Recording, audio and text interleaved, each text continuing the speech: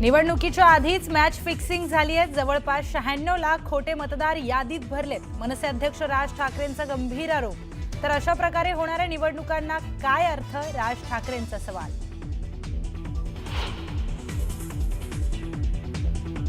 निवडणुका शांततेत घ्यायच्या असतील तर मतदार याद्या साफ करा। मतदार याद्या साफ केल्याशिवाय निवडणुका होऊ देणार नाही। राज ठाकरेंचा निवडणूक आयोगाला इशारा।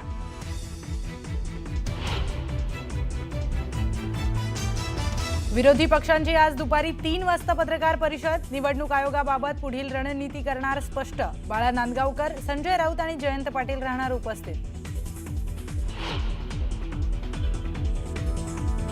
राज्य सरकारचं हिवाळी अधिवेशन डिसेंबरऐवजी नोव्हेंबरच्या अखेरच्या आठवड्यात होण्याची शक्यता। निवडणुकीमुळे अधिवेशनाच्या कालावधीवर परिणाम होणार।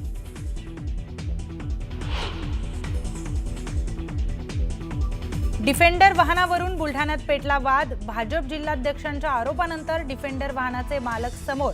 डिफेंडरशी गायकवाडांचा संबंध नसल्याची कार चालकाची माहिती।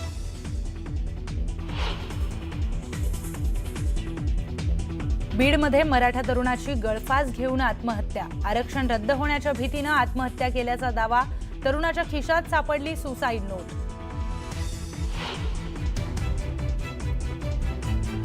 नाशिक ITI मधील नवा कोर्स वादाच्या भोवऱ्यात। मंत्रविद्या कनिष्ठ सहाय्यक कोर्सला जोरदार विरोध।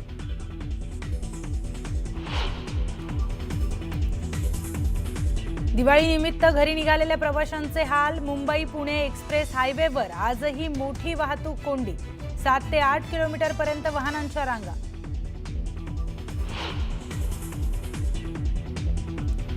आणि काश्मीरच्या अनेक भागात बर्फवृष्टी। तंगधार, गुलमर्ग, सोनमर्गमध्ये पर्वत शिखरांवर बर्फाची पांढरी चादर।